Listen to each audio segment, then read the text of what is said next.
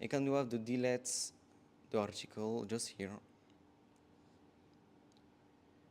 It's a simplicity for the association, if not add for the presentation for the site.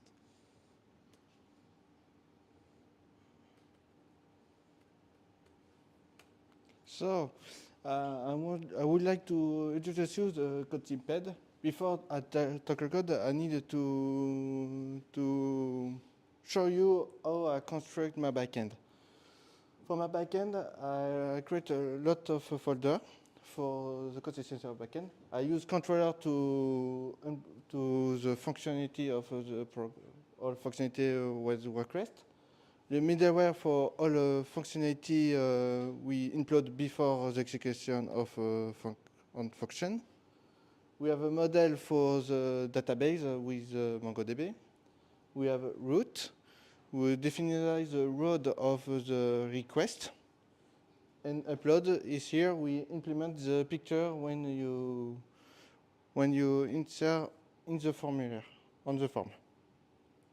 So here with this code, we have on the root on the part of admin. This code for me is the heart of the project. We have all requests the admin need to create, modify, or edit the content. We can see here I express to the road of the request. Upload is a module we have in middleware to upload the picture on upload. Use all part of controller have on the controller function who I call on this road. And of token is a middleware we call to read the token and verify the authorization. I take an example here. I take a router on post article. So with the schema with app.js called admin article post of token. So we verify the token. Upload single, we see if we have a picture. If we have a picture, we enregister the road of the picture on upload. And with article control, we call the function create article. For the result of the project, in the new website, you implement the article, the events, and the agenda activities, and all website, the functionality for editing the content, the delete article, events, and the agenda activities. The secure login module is for decrypts for the password, and the role-based access control and permission management is administrator modify all the article, events, and agenda, and the host is just modify your agenda, article, and the event. So for the feature for the website, we can develop a mobile application for people who don't have a PC or Google Chrome or this phone. We would like to address the security because, like said Brian, we have just decrypt for the password of admin, but I implement two express rate limit. The module can limit the number of requests we made on the website, and the creation of the pre-registration for the children for parent if like to for prescription of the student for one activity, for example. Thank you for your attention. Can you have any question?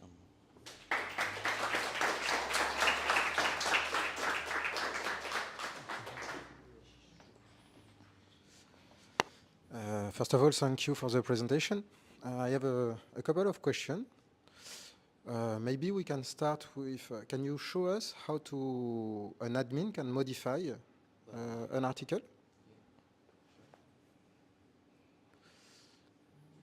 I mean, this is user-friendly. You don't have to need to code to modify an article, right? Right, it's really friendly for Okay.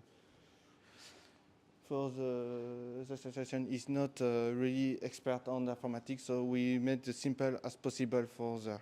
Okay, you can Okay. modify the different items, and when you click on save, it will save.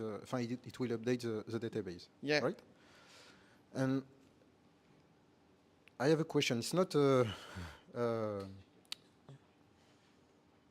a bad question, Tricky right? question, you can say. Do you think that you have choose the right approach for this kind of project? It's not. You have maybe right of that. It's not. We have so many approach. For me, I think it's simple for them to do with a form. I'm not totally agree, because if your client don't have a big service of informatics, they don't have a lot of experts to maintain the application. Mm-hmm. So you have today you have some solutions who are more easy to maintain for a non-developer, like WordPress, for example. And this is a nice project because you learn a lot of things, like model view, controller-inspired architecture. But I'm just asking to myself, I'm not sure that this is the right approach for this kind of project, because the client will have a lot to pay to maintain. Each time that you have a security fail, that the client want an upgrade, a new functionality, he will have to pay, and he doesn't know how to modify the solution, the application. While with WordPress approach, the client will be free to do some modification, even if it's not an expert. Okay. I see what you mean about. Okay, understood. But once again, this is a nice project to learn. I think you have learned a lot of things, so it's not for criticize. Yeah. I know we can do always better, but the association don't have a lot of informatic or data to implement in this website. It's a little association like 3 employer and 1 directors, no more. Yeah, so this is my point. When they will want or will need to change something, they will have to pay a lot, because they don't have the capability in interns to do the modification. For the administration part, the client accept of the administration part, so I he know, but modify and add. Imagine in 1 month you have a bug. You ship to the client, you deliver your final solution to the client, and something was wrong, or they want to modify something. Not an article, they want to add a new form, for example. They can do it themselves. Yeah. With solution like WordPress, which are nice to build some blog or some this kind of solution, they will have the possibility to do themselves. This is what I want to say. Okay. But thank you again. Thanks for the presentation. I have several questions myself. Some technical points.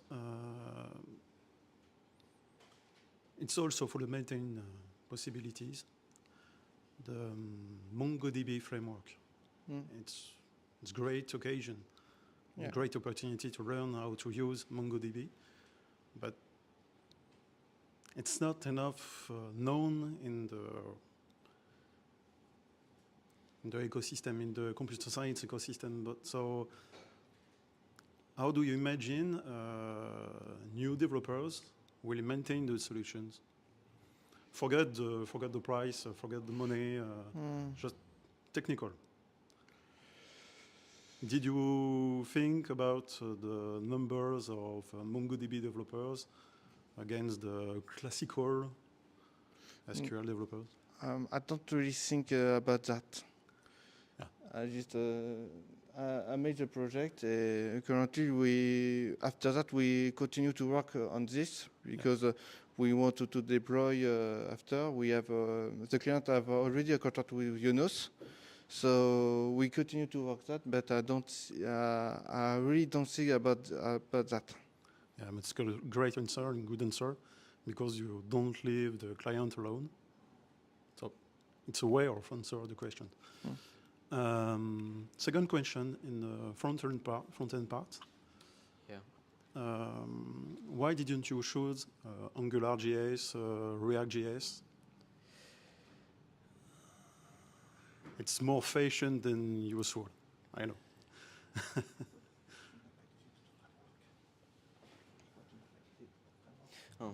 I can use this framework. It's the base of the base he wrote on the Alberton, and it's a base of code for me in the. It's a base for me. I think React.js and AngularJS are good for bigger projects. It's quite heavy as frameworks. For small projects like yours, it's not necessarily useful to use React.js or AngularJS. So I think you made a good choice to make simple solution. We can switch to French. Yeah, si possible. Alors, je disais en fait, les solutions comme React.js, AngularJS sont souvent des solutions très pratiques. Sur le marché du travail, ça va être très à la mode. Mais pour des solutions beaucoup plus complexes, beaucoup plus lourdes, là ici, pour finalement quelques pages et des fonctionnalités assez simples, oui, ça aurait été intéressant pour apprendre. Mais ça aurait été assez lourd à maintenir, assez lourd de monter en compétence pour apprendre ces frameworks-là, pour finalement une solution qui est relativement simple. Le travers d'avoir choisi une solution simple, et donc finalement faite from scratch, c'est qu'il va falloir la maintenir soi-même, alors que React.js, AngularJS ont des éditeurs qui produisent des bugs, mais qui les corrigent. Donc là, c'est aussi une stratégie qu'il faut mettre en place. C'est comme le fait de choisir MongoDB, qu'un SGBD classique, on trouvera plus de monde pour le maîtriser. Après, il faut voir sur les gros volumes, MongoDB n'est peut-être pas la solution la plus adaptée. Mais là, on est sur des petits volumes. C'est aussi très intéressant comme nouvelle approche. Mais d'avoir développé, par exemple, pour la partie back-end et la partie front, des solutions à partir de code maison, bah, ça sous-entend qu'il va falloir les maintenir. L'intérêt, le gros intérêt de cette approche-là, moi, que je vois, c'est que ça permet de ne faire que le code nécessaire. Moi, ça m'arrive de produire des documents HTML avec des frameworks qui existent, et que je vois la lourdeur de certaines solutions pour afficher 3 tables sur une page, c'est un peu compliqué. Ok. Comment je peux... Mais c'est peut-être ça, en fait, tout simplement. Hein, si tu n'as pas forcément eu l'occasion. Je pense que sur un projet d'un mois et demi, tu aurais peut-être gaspillé une semaine ou deux à apprendre React.js ou AngularJS. Donc, stratégiquement, je pense que c'est un bon choix qui a été fait. Yeah. It is advantage with that. We see already the language HTML, CSS, and JavaScript, so it's more easier for Brian to work with that. Yeah, good answer. I have another question. J'aurai d'autres questions après. Plus tard.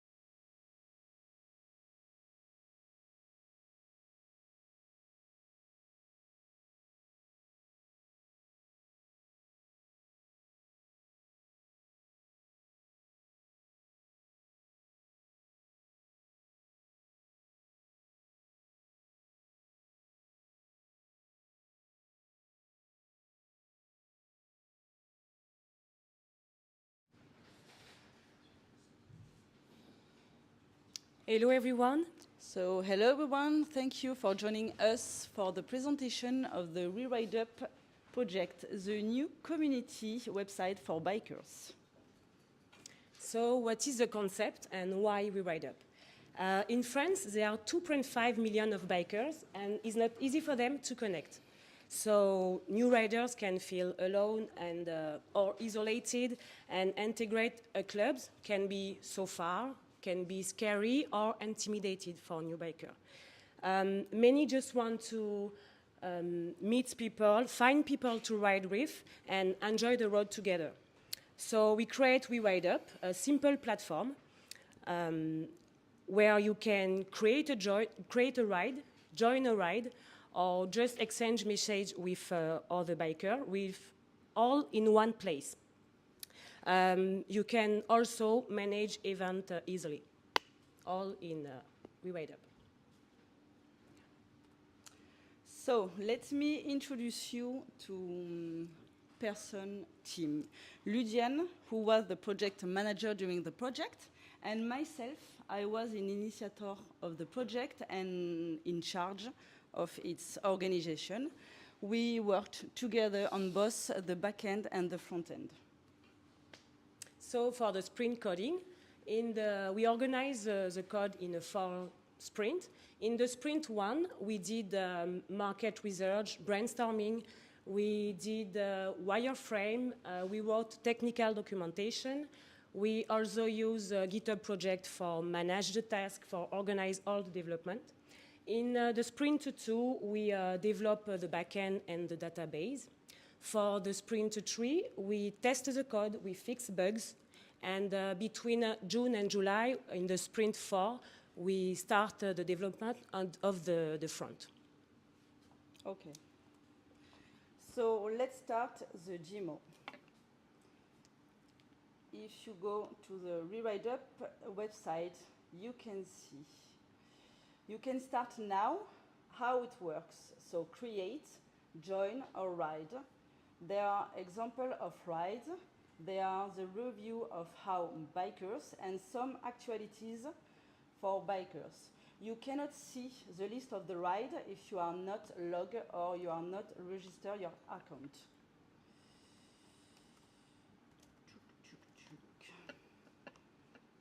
And the password. So now you can see the list of the ride proposed on our website. You can create a ride. You can see all the rides. You can see your profile account. You can see the message when you participate on the ride or if you are organize a ride. If you want to join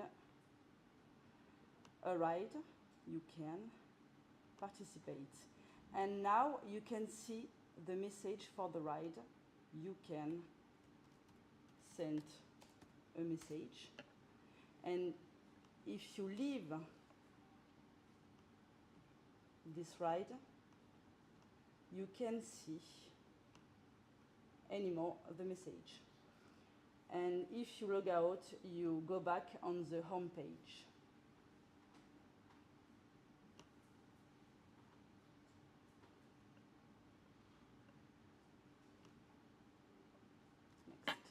So for the technical architecture, we choose a modern and efficient full-stack setup. For the backend, we use Python with Flask and GWT to keep authentication secure. We also use SQL Alchemy to manage our database. We use MySQL Workbench, help us to see and visualize all the data. We also use Postman to test the API routes. And for the front end, we built the app with Vue.js using the composition API and TypeScript for the better structure and easier maintenance. Node.js supports the environment in the front, and Vite is our bundler to make development fast and light. This setup gives us flexibility, good performance, and a smooth communication between the front and the back. Okay, so for the code snippets, you can see the fetch write function. Is a front-end service function. It acts as a bridge between the backend API route and the view user interface. It queries the API, retrieves the data, and then update the reactive state of component, which triggers the DOM update. This function you can check if the token is stored. If so, it uses fetch to call the RIDE API with pagination handled by the backend. It processes the JSON response and updates the list of the RIDE to display in the UI. So during the project, we deal with many challenges encountered. So first, we setting up with authentication and security with JWT, and protecting roots took careful work. Testing tokens was not too hard, but still challenging, especially to keep security with DTOs and anticipate all cases, all scenarios.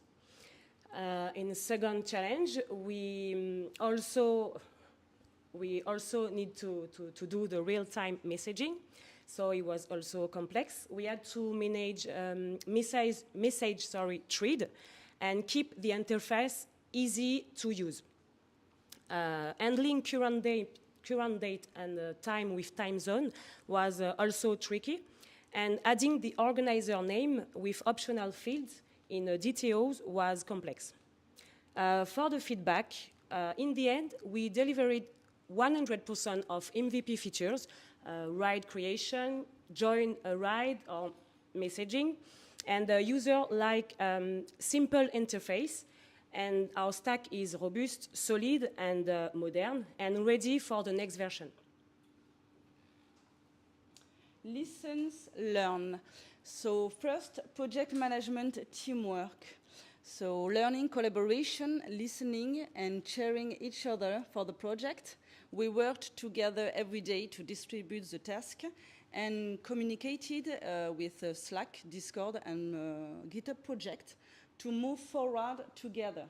Second, consolidation of learning.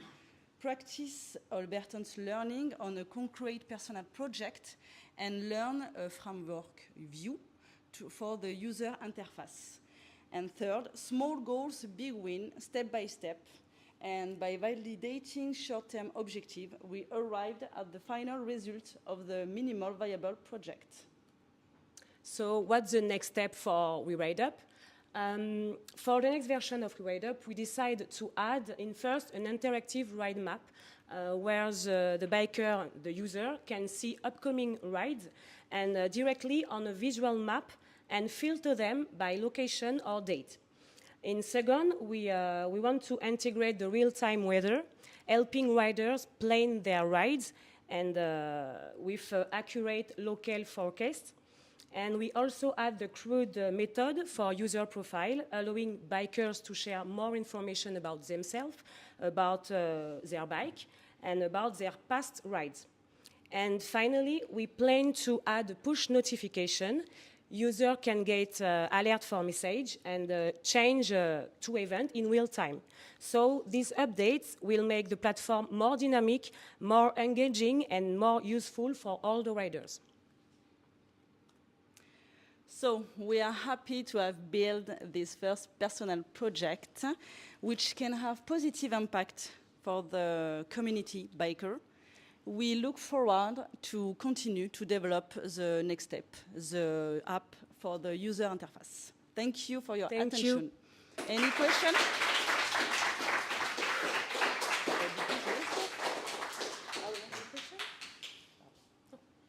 No question? Si, j'ai des questions. Thank you for the very nice presentation, and the nice look very well. You want to continue to work on this application, Yes. and to open it to everyone on the net? Maybe. I think it will be long. Yes, but... Maybe we can monetize. vas-y. Thank you. Yes, it's a possibility because we think the version 2 that you can see on the roadmap, and after the version 2 and maybe the version 3, yes, we have an idea to monetize this project with partnership, with premium forfait, subscription. Thank you, and that's it for now. So it was my next question. Yes. What is the business model if you want to sell it? But you already answered it. A little bit, but not ready for present to you today. And so if you think about to monetize it or just to publish the application on the net, in the next step, you will have also to address some legal Yes. point, like RGPD. Of course. Yes. On the home page, you can see in the bottom of the page, on the footer, we have the legacy terms, and you can find just here, all the legacy for the V1. Just for the MVP, Yes. and maybe for the next step, we will see the points legally for the Okay. website. So you're already ready to ship it into Almost. production. Almost. And Maybe in 3 okay. months. For So RNCP. I have a last question. It was more technical. It was on the code snippet that you share us. Okay. I'm not expert in JavaScript, but you have a parameter like page. Mhm. So you have, when you do the request, you have to give this parameter, the number of page that you want to show or to. For the pagination? Yes.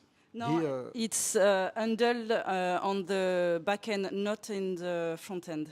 okay. Okay. So when I fetch, when I call the I don't know if I can show you, maybe later. So it's only in the back end. In the front end, when you call the ride function, there is a pagination inside the back. Okay, I see. Okay. I get it. Okay. Thank you. You're welcome. Thank you very much. It was.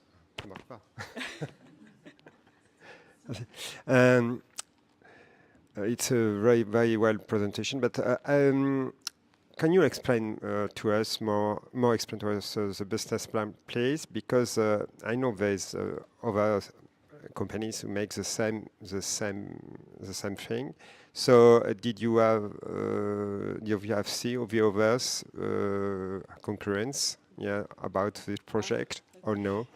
Yes, we have concurrence, but not directly concurrence because we have Kalimoto, Liberty Riders, yes, but they focus only on the navigation. They don't create groups and community for take the road together.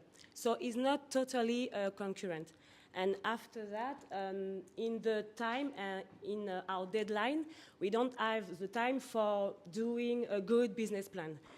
In 1 month and a half, we do the MVP for our project, but not a business plan anymore. But yes, we have 2 concurrents. Okay. Thank you. I have one question. Yes. I saw the collaboration strategy between you two. Sorry? The collaboration yes. strategy was, I think, perfect. Thank you. Thank you. But there is one point. What was the test strategy? I can start. The test. We use a p-test. How did you and fixture. manage the test and the logic? Just for the test, okay. Okay, it's my part. So the test, there is a first step for the test with p-test and fixtures. With Flask, it was for the services and repositories. It was the first step in local. And after, for the route, I use Postman and the URL. Okay. And second question about tests.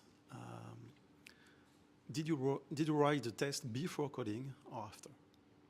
Before coding, no, Yeah. after.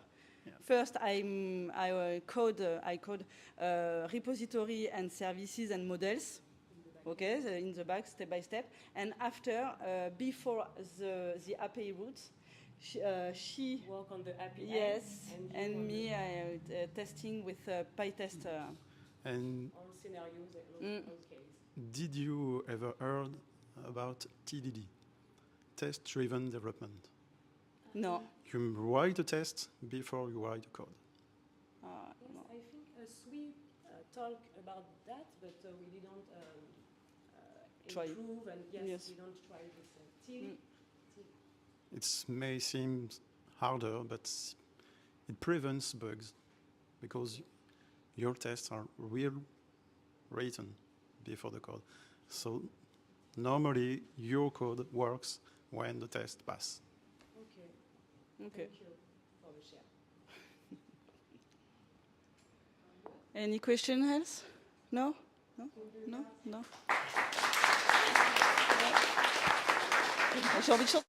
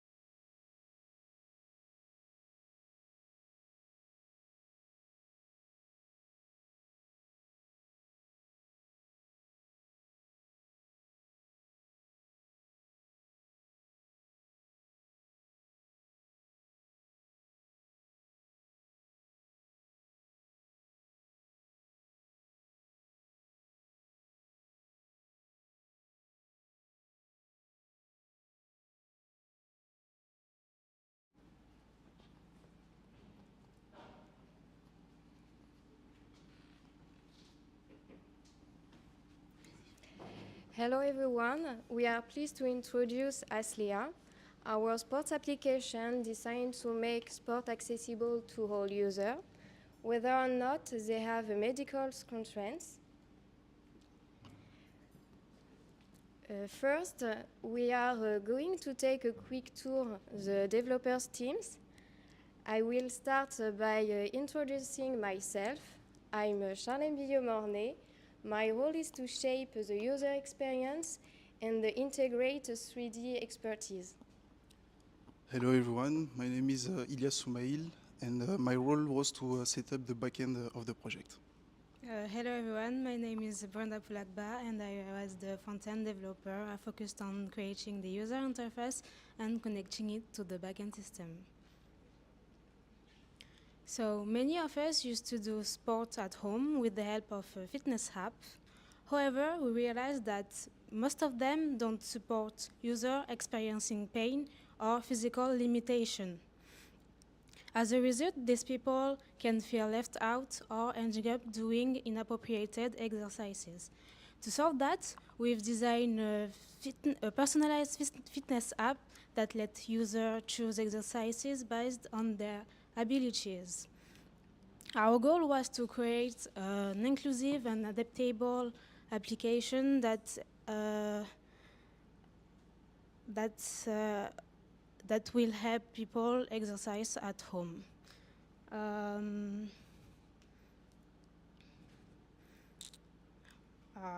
that's it. The Atlia's mission is to enable users to adapt the exercises to their needs. To meet this, Atlia has been designed around 3 key objectives. First, interactivity. Thanks to our 3D human skeleton, users will be able to select beyond 7 body areas. By selecting an area, our system will generate relevant exercises. Next is the personalization. By completing the sport profile, Atlia will significantly refine its recommendation. The objective is to propose movement adapted to the selected zone, the user's level, and any limitations. Finally, safety. The first exercises are based on common fitness rules and general research we found in general research. But the next step is to discuss with specialists to help us verify and enrich the set exercises. Now, Brenda will present you the technical architecture of the front end. To build the front end, we choose to use React because it's a JavaScript framework and we are familiar with it. React also allowed us to build reusable components, making the app easier to manage and quicker to develop, as you can see with our arborescence. React also uses virtual DOM, improving the performance. And most of all, React was compatible with the implementation of the 3G. Sharon used Blender to shape the 3G model. And now I'll let Ilyas introduce the back.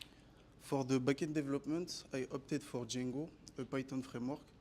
Django offers comprehensive tools for building a robust backend, including an object relational mapping, an integrated authentication system, and a ready-to-use administration system. To facilitate the communication with the front-end, I used the Django REST framework, which allowed me to create the project REST API.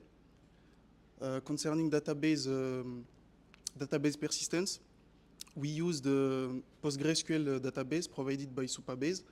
This solution enabled the team to share a common database, simplifying the collaboration. Furthermore, the backend's internal architecture is designed in a modular way, divided into distinct Django applications, which ensure better organization, maintainability, and scalability. Now, Charlène will present you the tools that allowed us to organize the project.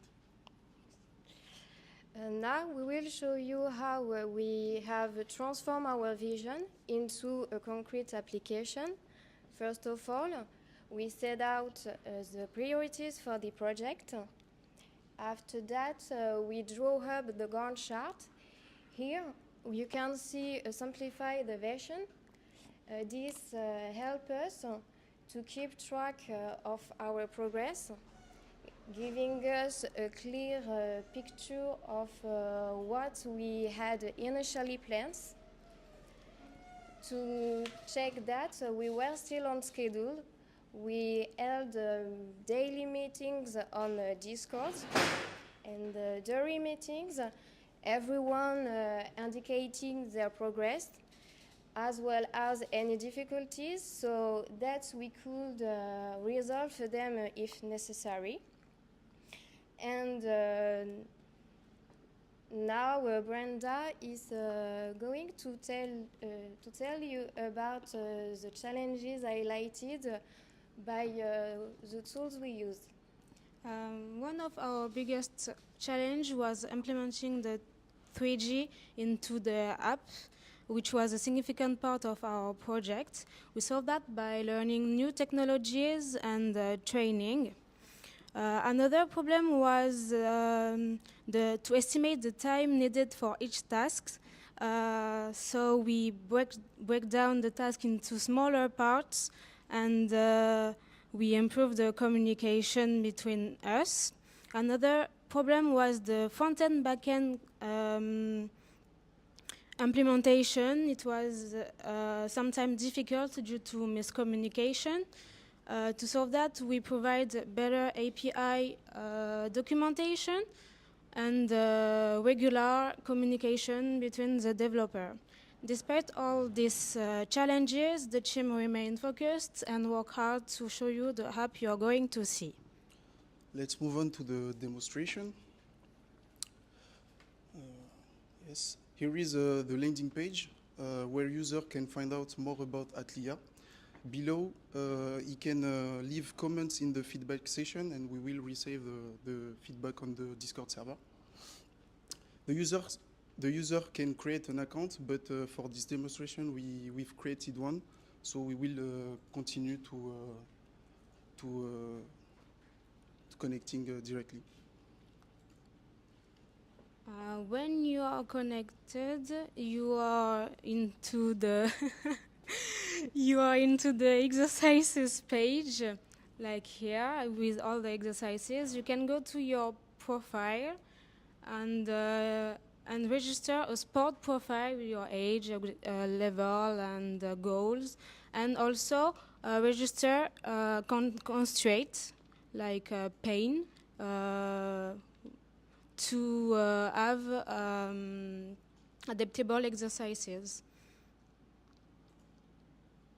And here there is our 3G skeleton that can rotate with the button or with the mouse. You can select a zone or muscle you want to train, and you have the adaptable exercises and the levels. Here you can also register the exercises you had done, and it's sent to your dashboard, and you can see here the exercises is registered. And now Sharon will present to you the key metrics.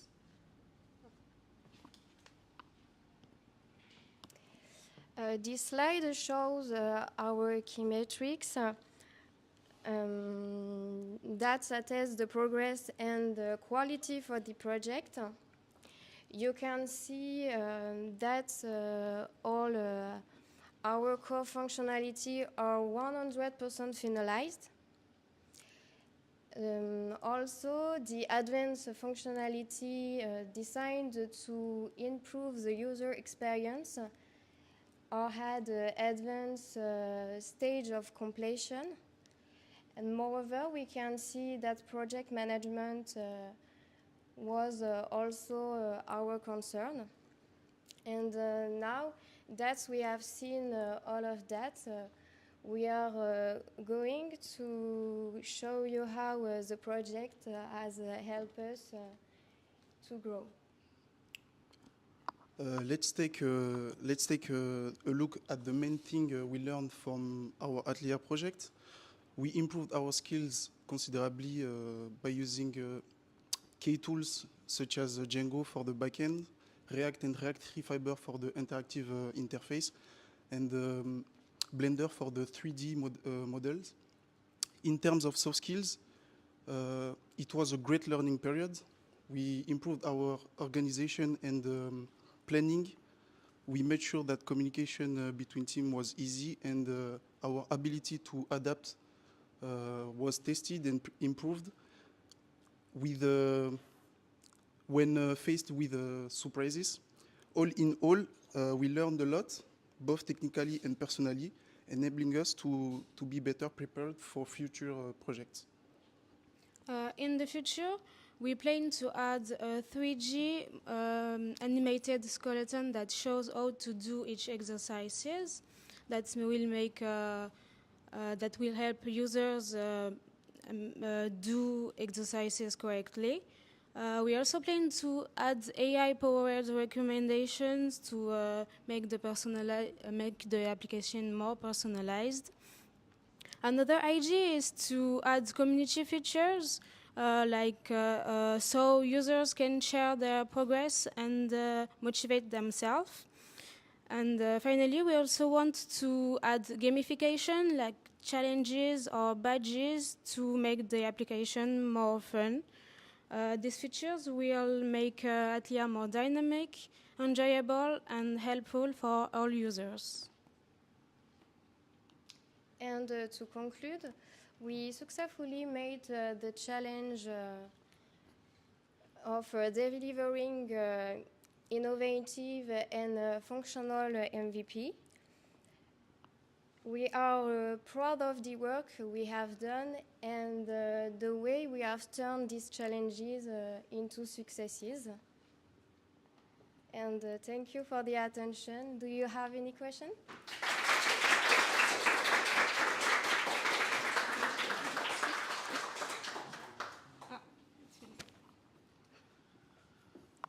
First of all, thank you.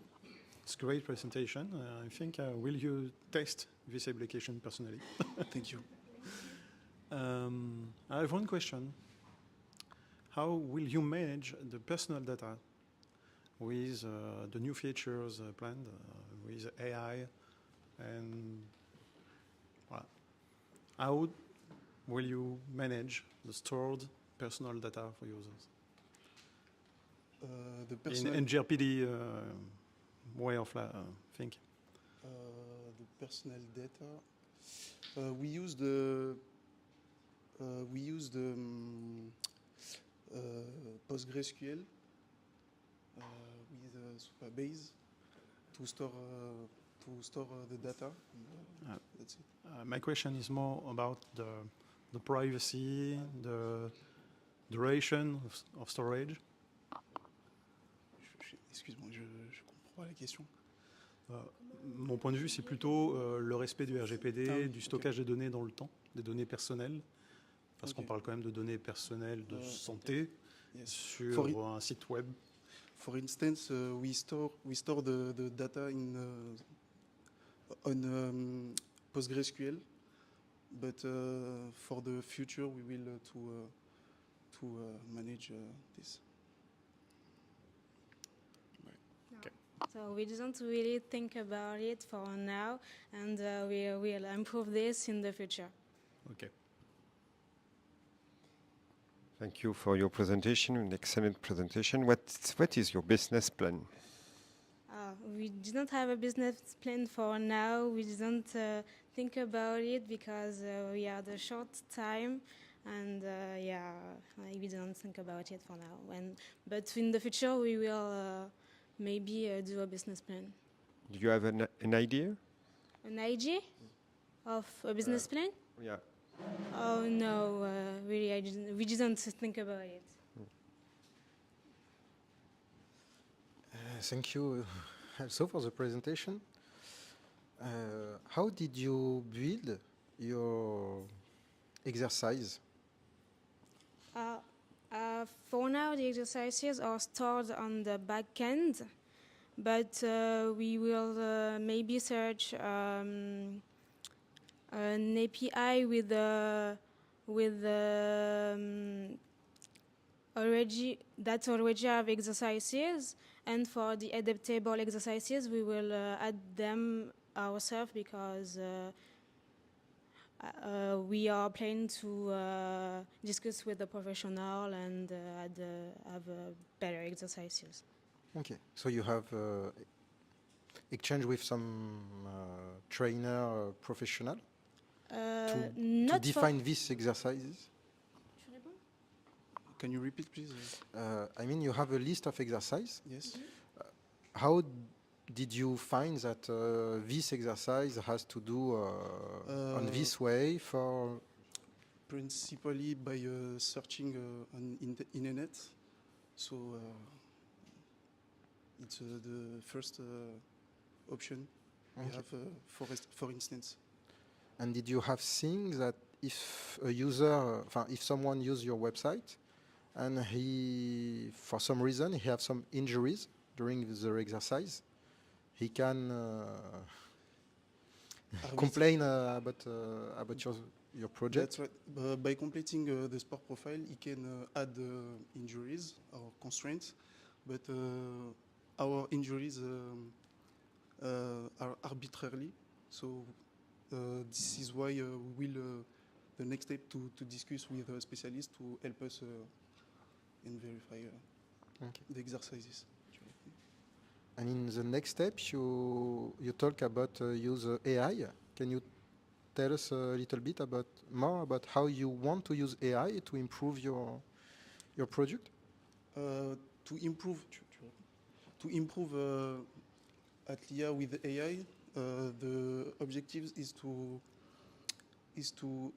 thanks AI can take the sport profile of user and will generate a program for exercises. Okay. We plan to use AI to so user can ask to the AI which exercises is better for him while having an injury and wanting to gain weight or lose weight. Okay. Or something like that. So you want to use a Gen AI approach, not a simpler recommendation system like Netflix or YouTube or... I don't understand the question. My question is, so you want to use a Gen AI like ChatGPT approach, the user like a chatbot. Yeah. You ask a question. I'm the user. I ask a question. I want to do to lose weight, and this is you don't want to implement a simpler recommendation system like video suggestion on YouTube. The user will ask himself what he wants.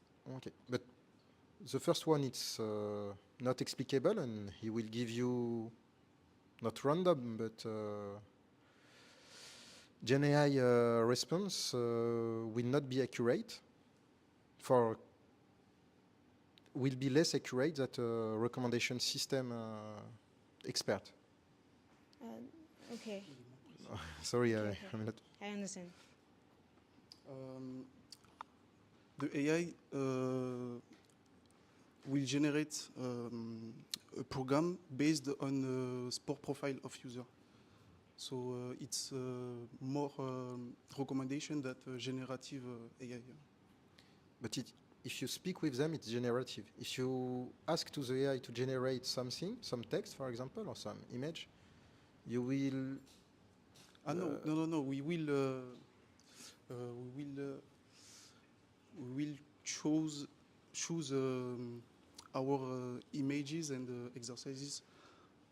We give to AI the bunch of exercises we have, and the AI will recommend the great exercises for a user, adapted and directly. Thank you. Je réponds pas à la question. On pourra continuer après, si vous voulez. En français, ce sera plus simple pour tous les deux.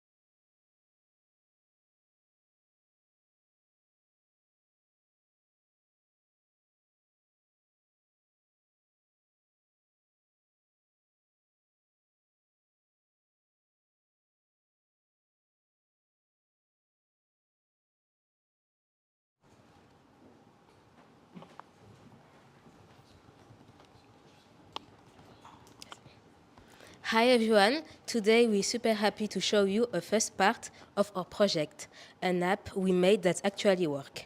This app lets people log in safely and see company information using two online tools, API and IC Bodak.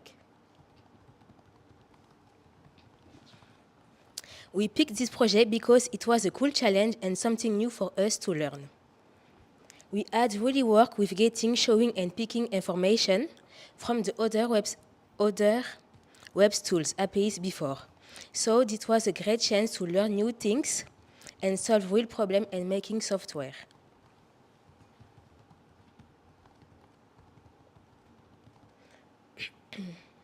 How we work together. Our team has 4 people, Mam, Elodie, Ahmed, and me, with different skills. To make sure our project went well, we focus on working very closely and talking to each other often.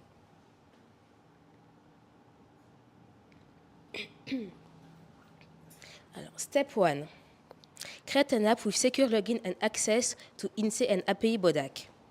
Step 2. Planning. Create an app with secure login, access to project using Trello. Step 3. Teamwork. Tasks were divided based on each team member's skills, front-end and back-end. Step 4. Development. We set up login connecting to API, built a responsive interface and handle error. Step 5. Final touch. We test all features and present the final MVP.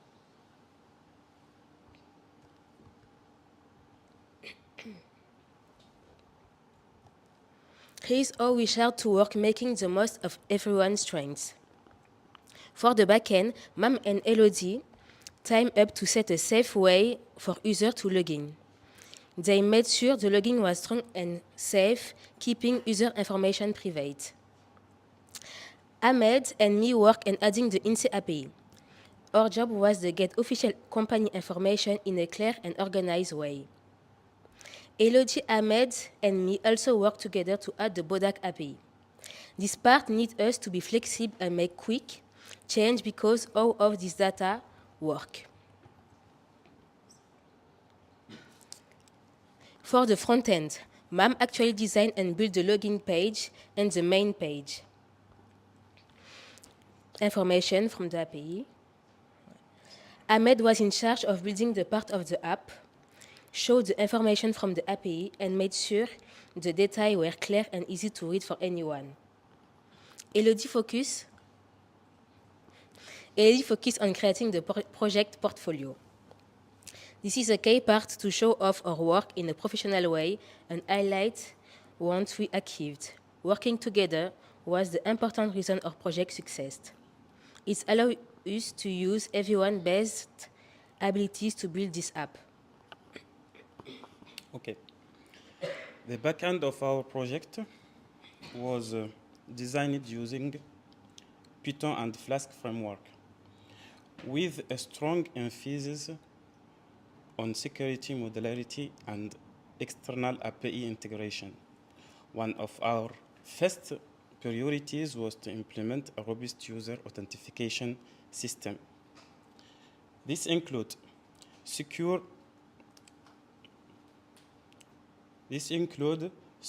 register with hashed password using Flask bcrypt, a login system with section management via Flask login, a forgotten mot de passe with forgotten password feature that send a REST email using Flask email with tokenized secure links, a logout route to answer section cleanup and user redirection.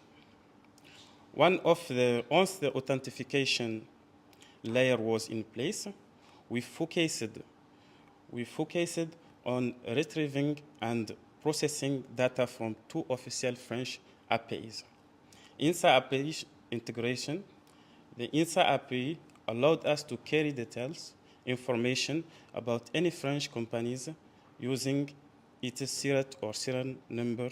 To do this, we requested and refreshed OAuth2 token to access the API securely, parsed responsive to extract structured data such as a company name, creation data, address, employer range. Handling missing or invalid threat number gracefully by returning user-friendly message or empty results. BODAC integration. The BODAC API presented more technical challenge due to its complex structure and sparse documentation. We developed a set of functions to dynamically generate query based on company name or threat. Consummate logic to assemble direct PDF links to legal announcement, sale, juridic procedure, merges. Error handler and reliability. Throughout the back end, we incorporated try expect block to verify to very external API call, login for API failure or invalid responsive, timeout of retry mechanism in event of temporary API downtime, defensive programming technique to prevent crash due to the malformed data. Project architecture and tools. We structured our Flask app with blueprints separating authentication company search and BODAC logic. Data from the APIs was passed to the front end via Jinja templates, enabling dynamic redirections, search results. We also used SQLite to store user information locally during the development. In summary, the back-end layer provides a secure, resilient, and API integration foundation for our application. It supported all essential features for authentication, and it acts as such a bridge between user and data, French company data from public institutes.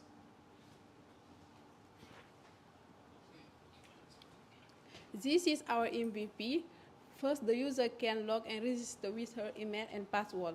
And if something is wrong or incorrect, the helpful message appears to give the user. Also, we have the search page. The user using a number thread can get legal information about a company, like the name, the address, the activity, the number of employees, the status, etc. We also have the product announcement. This display a legal publication of a company, like the creation, the update or closure, and then include the direct link of the PDF and official. This is our prototype. On the left, we have the API in C, where the user can see legal information about the company, like the name, the activity, the address, the number of employees. On the right, we have the API product. This displays the legal publication of the company, like the creation date, the sale, update or closure. Let's see our application.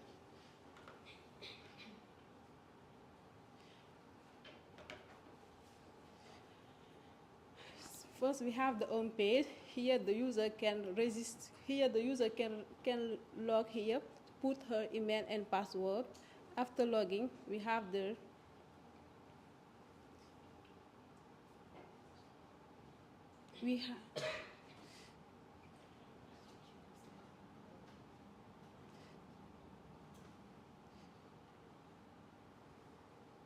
the application take a time.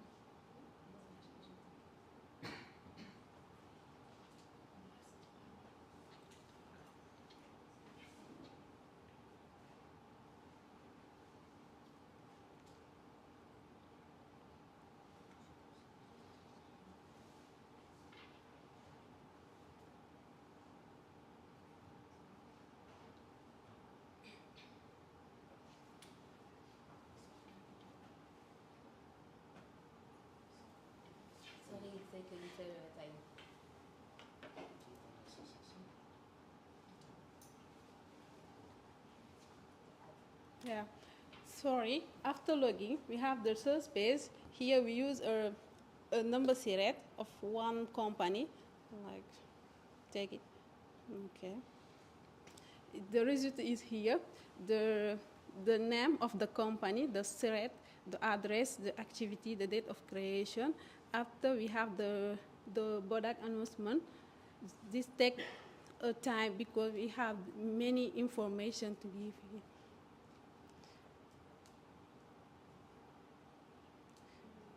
Yeah, here we have the date creation, the cell, and we can download the PDF of the company. Here. After, about us, describe the project and the team member and their role. We have also the article page. We have also the article page here. The user can see many information about how to create a company, understand a thread and API code. What does product mean? For the front end, we use a simple and clean interface. We use HTML, CSS. We use HTML, CSS to design and structure the app. CSS allows us to style the layout, the color, the button, and ensure the app looks well and on desktop and mobile. We use Flask to manage all the route and integrate external API and connect the database. Now, I will talk about how we work, what we're learning, and what we want to do next. So during the project, we had a few challenges. First, some of the API we used had suddenly stopped working. So we had to change our plans and find new solutions. Then we worked with secure APIs like INSEE and Bodak. It was new for us, and we had to learn how to use authentication properly. Another problem was the data itself. The formats were very different depending on the source. And of course, time was a big problem. We had to build and test everything in a short time. But we also learned it a lot. We now understand how to work with secure APIs and how to manage structured data. We learned it how to communicate in teamwork, coordination, and that's it. And finally, we learned to stay flexible. In conclude, we are proud of what we built. Even with the difficulties, we gained new technical skills, and we also learned how to work better as a team. And for the future, we had like to improve the tool, add new features, automate more sync, and maybe connect to more APIs. So this project was just the start. We are excited to see how far we can take it. Thank you for your listening, and we are happy to answer any question.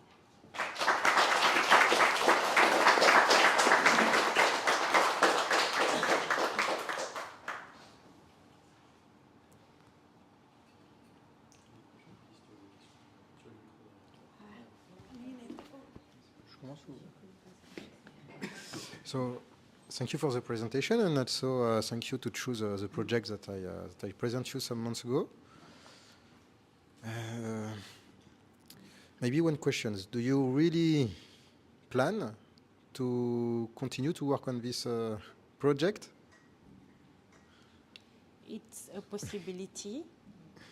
Because you conclude by you are excited to work again on this project. Not sure. Yes, we want to in the future we want to continue to work in this project, and to improve a lot because it's very important for us.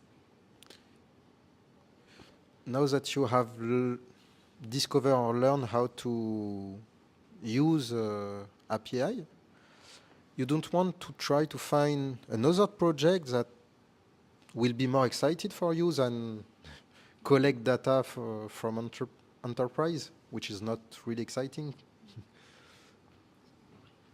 So, for example, you can use Google API to develop application for optimize,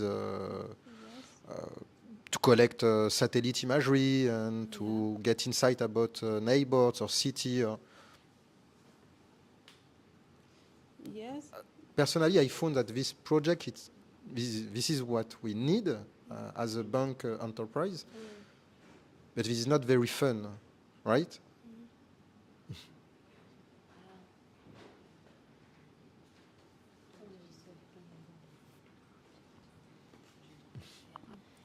Je vais continuer en français.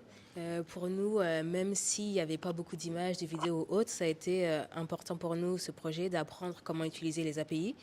Donc ça a été intéressant, surtout pour travailler sur le back-end. Les API, on a eu pas mal de petits soucis au début. On a regardé beaucoup de forums.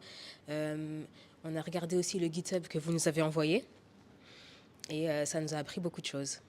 Donc c'était intéressant d'un côté pour nous. Okay. Merci.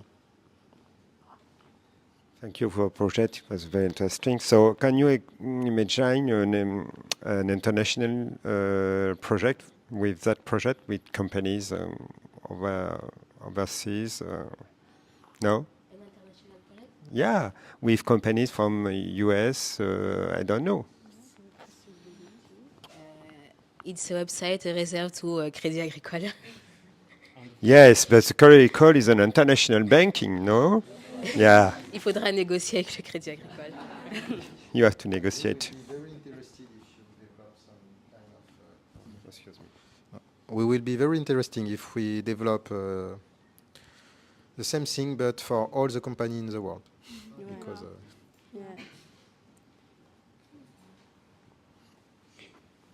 I have no question, no particular question. I want to thank you for the presentation. It was a demo. And thanks for thinking for after.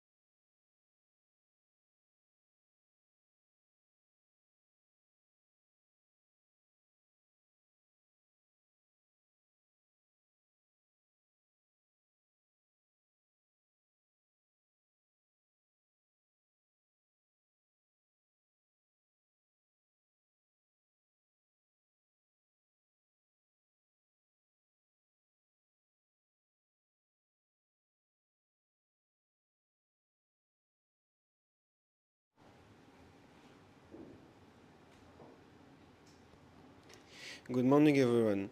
We are happy to present the Enterprise Data Platform, a platform solution to French company intelligence that we developed over the past 5 weeks. Now let me present the team. I am Maxime with Giovanni. We worked together in the project. We wanted to touch a little of everything to be able to learn as much as possible. Now I am going to let Giovanni speak so we can present the project to you. Okay. Thank you for listening. So yes, what I'm going to do, I'm just going to give a quick overview of the project, tell what we built. So what we did on-demand access official French company data. We wanted to make a modern web application for analysts, researchers, or users in general. It took us 5 weeks of development. For the technology stack, we use Next.js. We use TypeScript. You use as well Supabase for the database and authentication. We use Redis for caching. And for testing, we use Jest. We use the GitHub for collaboration and use the government APIs as well as our official data sources for the project. So why we did the project? Because it was a work with the Crédit Agricole, and then I believe they had a problem, and then we tried to solve that problem. So the problem was that French company information is spread across different government websites. It takes too much time to collect data manually, and normally government websites, they're not very, let's say, user-friendly, and sometimes it's tough to find information there. So to avoid the risk of errors and outdated information, we try to create an app where you can find that information in one single place, so you can find everything that you needed. So for this solution, we created a platform that searches all government databases at once. You try to have instant results from official data sources, of course, and you wanted to make it as easy as possible to use it. So you want to have a very user-friendly platform, and then you want it to be fast as well. And you want to make it secure and reliable, of course. So for the system architecture, we use the key components. We use the front end. For the front end, we use the Next.js, which is a framework from React, interface with TypeScript. For the back end, we use the Next.js API routes with caching. For the database, we use the Supabase, which is based on Postgres, SQL, with queries. And for the APIs, we use the 3 different sources from the government. So here we go. It's a little bit of our front end, a diagram of our application. The front end, as you see, you use Next.js, TypeScript, Tailwind, and 10-stack query. For the back end, Next.js APIs, Prisma, Supabase database, and Redis for caching, because you wanted to make it quick. And for the APIs, use the INSEE. We can look search companies with the CNN number and the serial number. We use the API from INPI, so you can have the RNA documents, and we use the API from Bodak as well. Here we go. So what can our site do, or some of the features and capabilities? We can do a smart company search. We search across all government databases. At the same time, on-demand results with source verification, of course. We can filter by industry, location, and legal status. We try to put in place a document management as well. So you can download the documents, be on a local database, and then we can retrieve those documents. We implement a business intelligence dashboard as well. So with all those documents that you downloaded, you can try to do some of those features, like have a visual charts, graphs, and export PDF to reports. We need to finish, but we did it.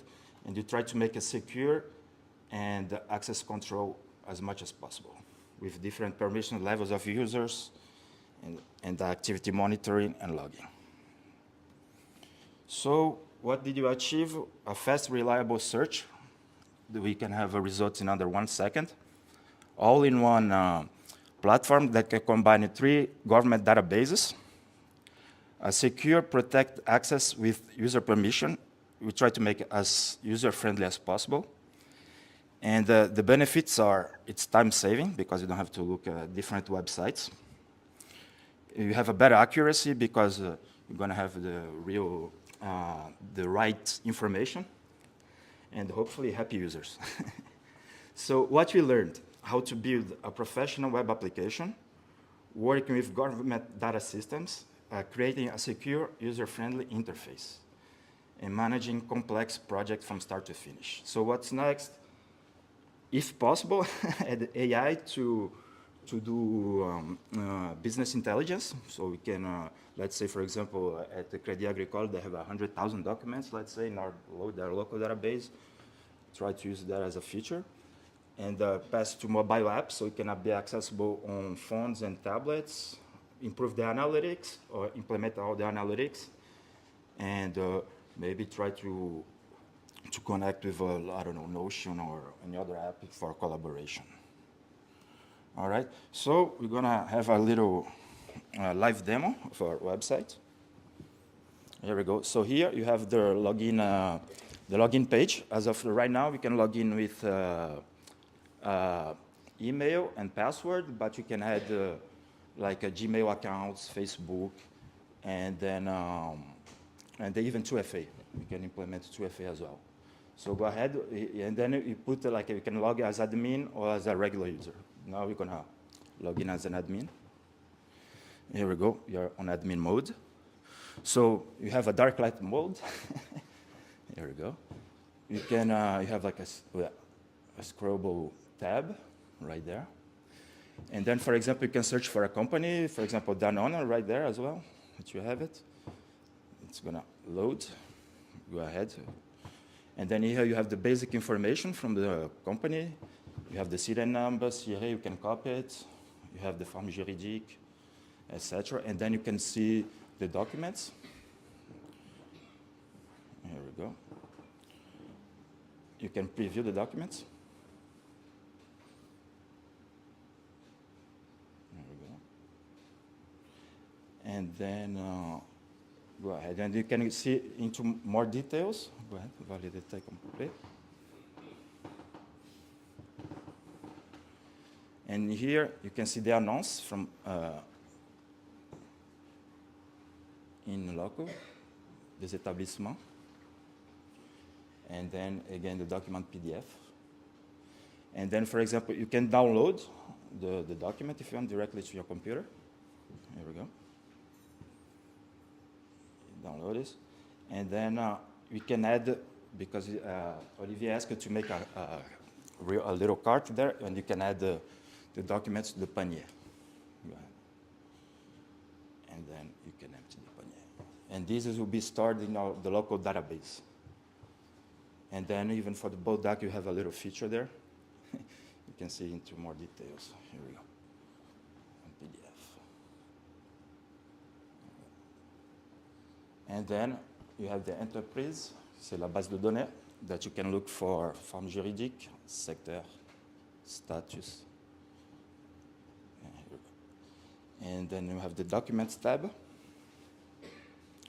There, it's like all that we downloaded in the past days, and it goes directly to our local database. And this, you want to add this feature to the local database so you can search from activities, etc. And that's it in parametres.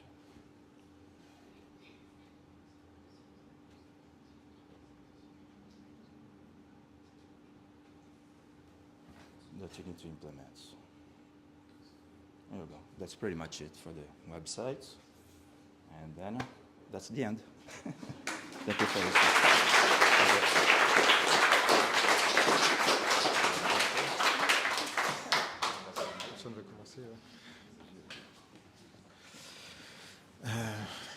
So thank you, both of you, for the nice work and the very nice presentation. Thank you, thank you.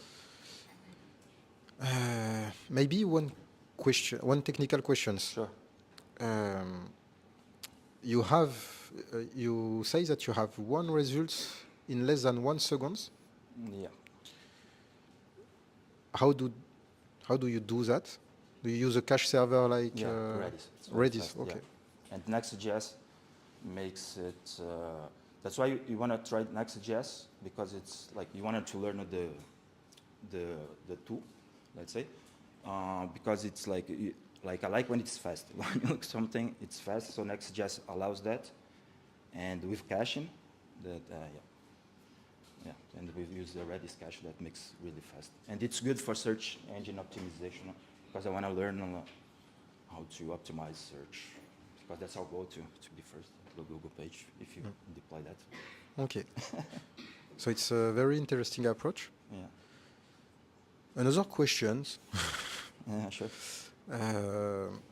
Imagine, so with this solution, you have to make some call to external server. Okay. So sometimes you have a constrained environment and you are not allowed to do some external call. You are on the private network on the enterprise, and you cannot go on internet. Okay. How can we adapt that you have done with this kind of constrained environment where we cannot go on internet? Okay. Search the results.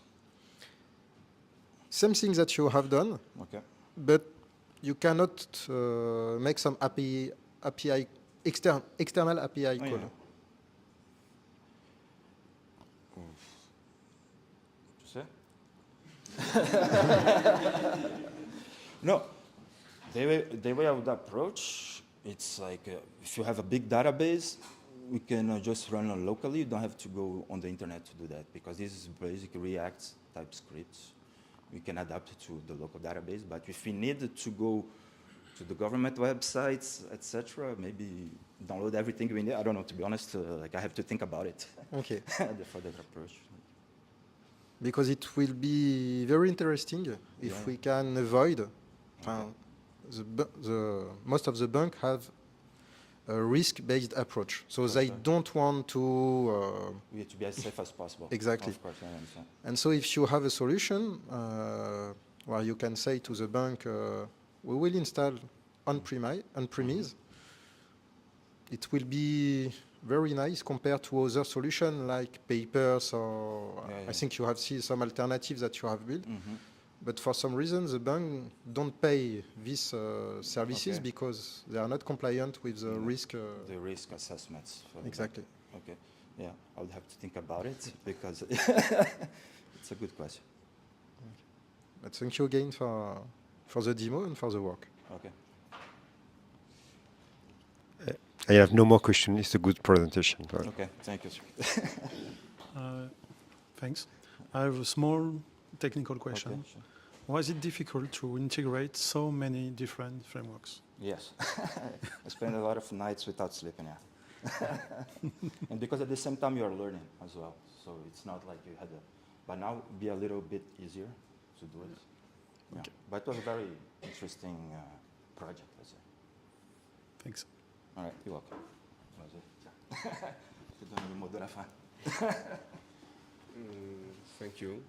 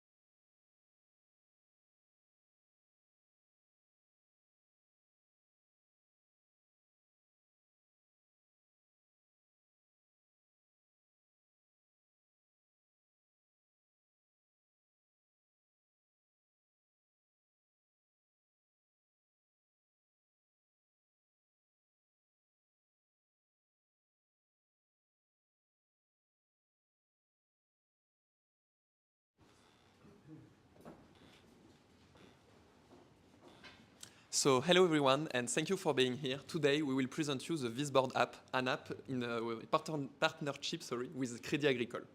We will start with a brief introduction of each team member. So my name is Hamza. I was the front-end developer for the app.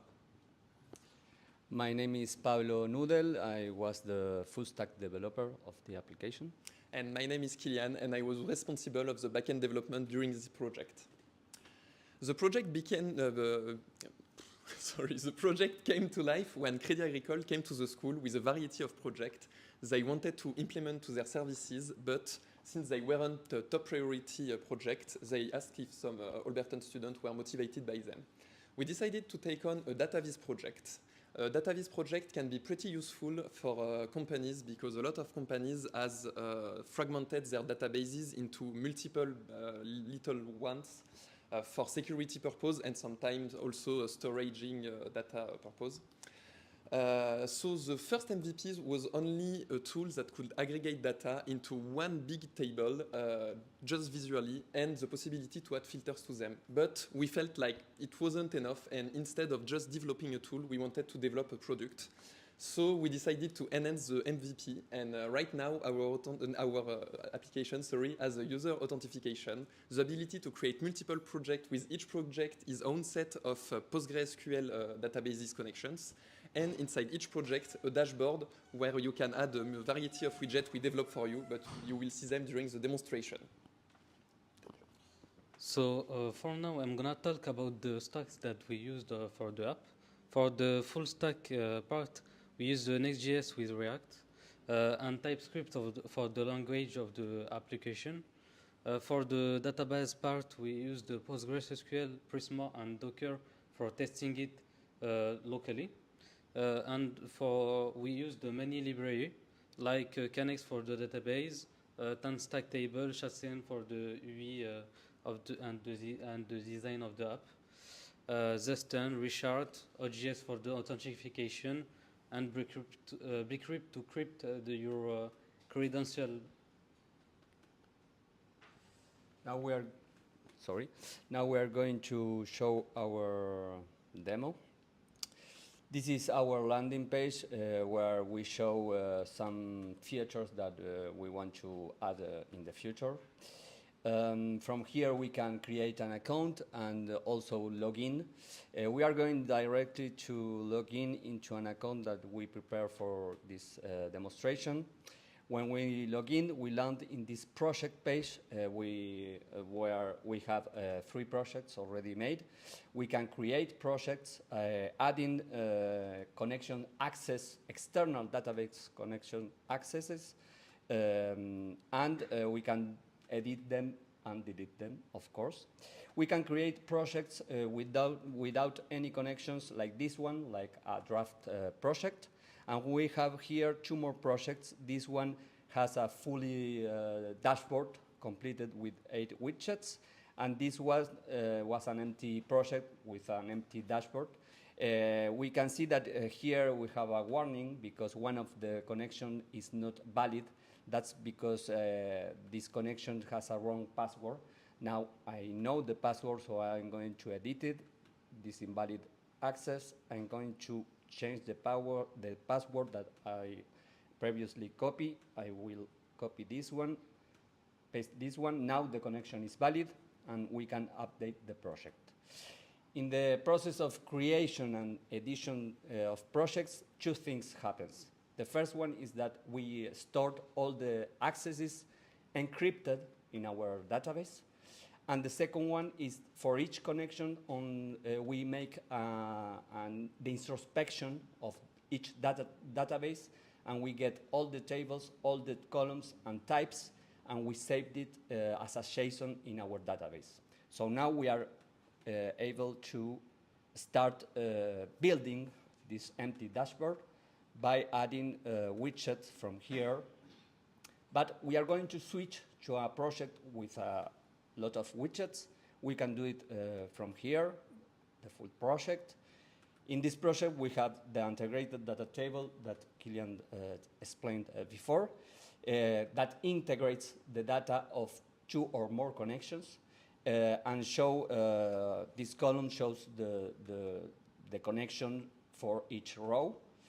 We have some graph widgets like this one.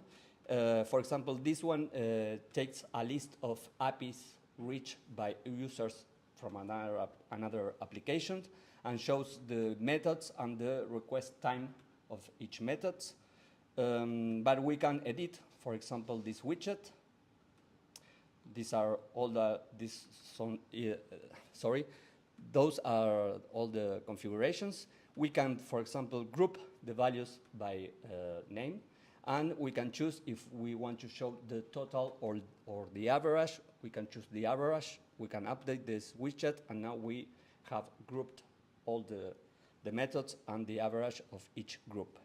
We have this kind of widget. It's a title and subtitle widget to separate content or making sections. We have this simple data table with only one connection. All the data tables, this one and the other one, has a lot of a suite of dynamic filters for columns, for example, dates. We have two other graph widgets, and also this block text widget for adding additional information to our dashboard. We can also edit the layout of this dashboard. For example, I can make these two widgets one column and maybe arrange this one like this. So now that we are happy with this layout, we can return to our project page. This project is now private, but we can make it public. We get a public link that we can regenerate. We can copy this link. We can open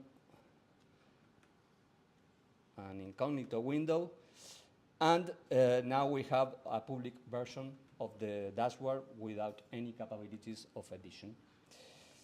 At last, our application is translated in English and French, and we can also have the light mode. Well, that's it for the demo. Code snippet. This is an action, a server action called get table data. And we chose it because it shows the flow from getting the encrypted access and returning the normalized data that our data tables needs. These server actions call another function that we have that takes as parameters the encrypted access and a callback function. So this action will decrypt the access, make the connection, execute the function, and finally destroy the connection. And this function will introspect the column of the table, taking all the types, all the data, and return normalized values for our data tables using this handler function that translate the types to the values that we need in our data tables. So for the project timeline, for the first week, we defined the the client needs, and the project scope for being sure that the MVP can be respected in the time that we have. In the second week, we built the authentication system and added the functionality to connect the database and started the UI design for the application. For the third week, we switched the library and added widget table and also improved the layout of the application and the responsiveness of the front end. For the week 4, we restructured the project to support a multiple database, data source, because we had a misunderstanding of the client's needs, and we had to work on it to implement what the client need. After that, we added the aggregated tables, with the graph widget and improved the UI and the UX of the application. And for the last week, we merged the front end and the back end, and also added the functionality to share dashboard like Pablo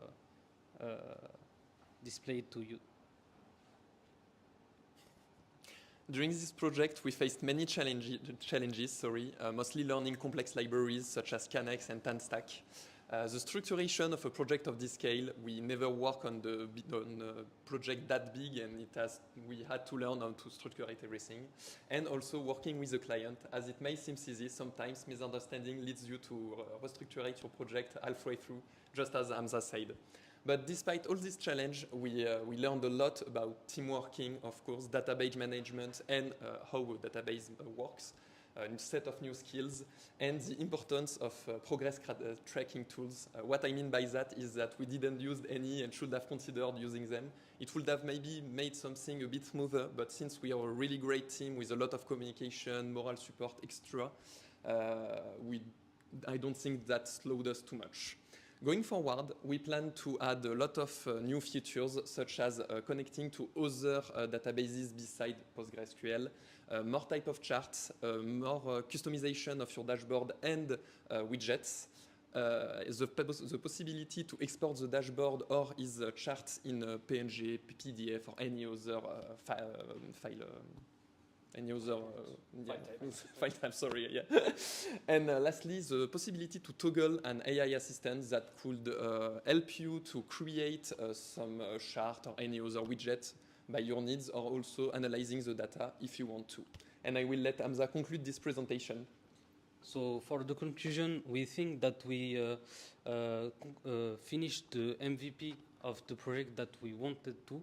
And thanks to Hugo, Fabien, and Clément for helping us, and thank you for listening.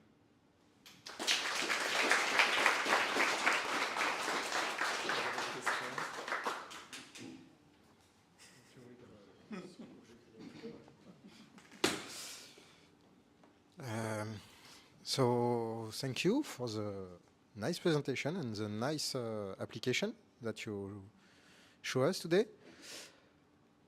I have some questions. The first one is, how do your application scale with the size of the database that you not import, but that you we can manage?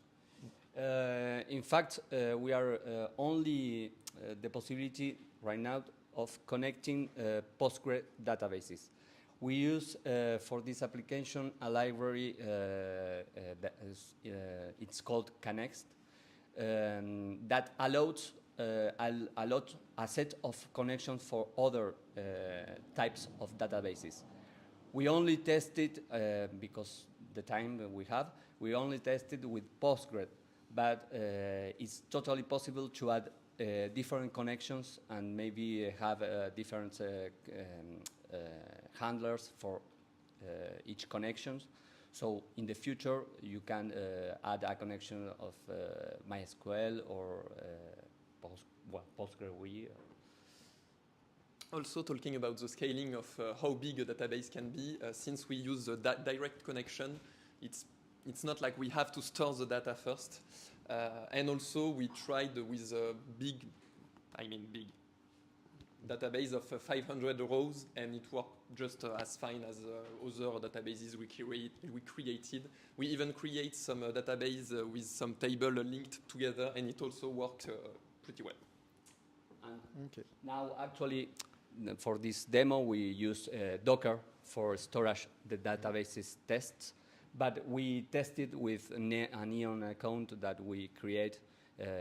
But for this presentation, we want to get sure that everything works, so we use the databases that we have on Docker. Okay. Just to be sure, you have tests with 500 rows, but do you think that if we go up to hundreds of thousands or up to millions rows? For now, the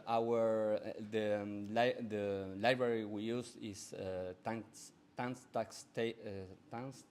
table. It can manage medium databases. It's true that for a bigger application, maybe we have to, because we work in client side, use client. But maybe for a bigger application, for a table of millions of rows, we should remake the application using Express or and having all the data managed by the backend. I see. Yes, Okay. sure. For this demo was enough. I understand. But it was a very nice demo, by the way. Another question is, you in the next step, you say that you can integrate AI to make some suggestions, automatically some graph or same questions that the previous group. This kind of solution is for companies that don't want to share their data. If you want to implement AI, you will have to share your data to US company, and this is not very compatible. Do you think about that? So for the response, we think about that, and we think that if we add the AI assistant, we also need to add an option to deactivate it, so you can use the application without the assistant. And even mostly like toggling, just activating or deactivating AI, choosing what she can see. It's what we would like. We didn't think about it too much, but if we could like just seeing the graph or just seeing any kind of rows or something, just like the sharing the dashboard with a public link, where you can choose what people will see without the possibility to show what we don't want us to see. We would like to do the same with the AI. So you can totally work without the AI just as now, and if you want to, why not adding it and choosing what you want her to see. Okay. Thank you. Thank you very much for the excellent presentation. I have just one question.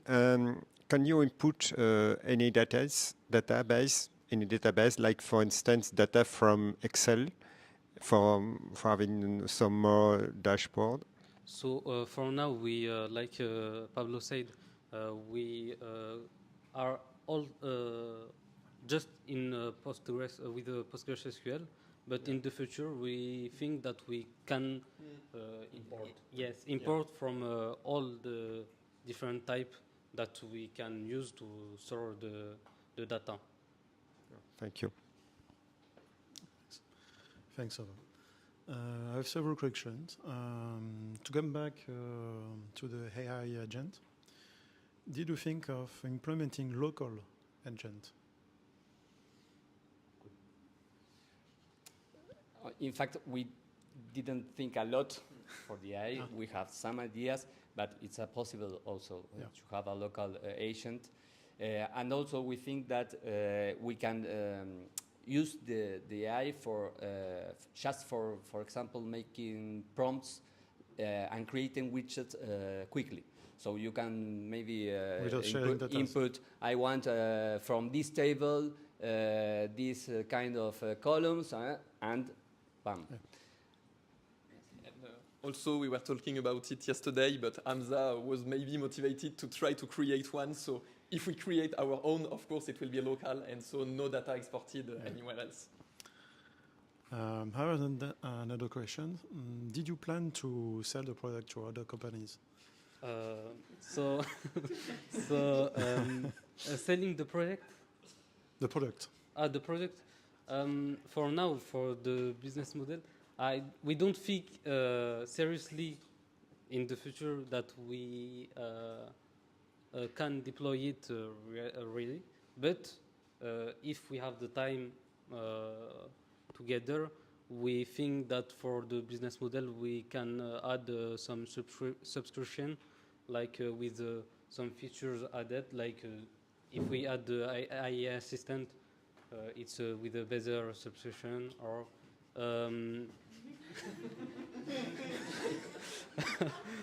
Perfect.